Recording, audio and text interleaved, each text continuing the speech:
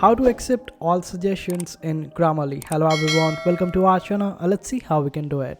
So when you are on Grammarly and you are using your Word document, and sometimes it is quite huge and there are so many errors and there are so many rectifications that we want to do, but if we are going to do it manually, then it would take hours for us to sit there and continuously click on it. But if we get an auto clicker, then it would be better for us.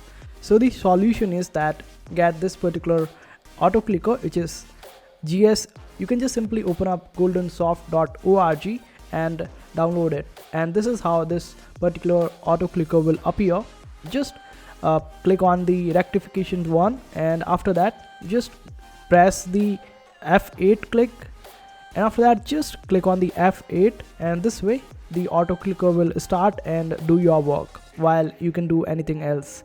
And this is how you can just accept all the suggestions from Grammarly. This is the closest solution as of now. So I hope this video was helpful. Make sure to hit that like button and also subscribe to our channel for more helpful videos.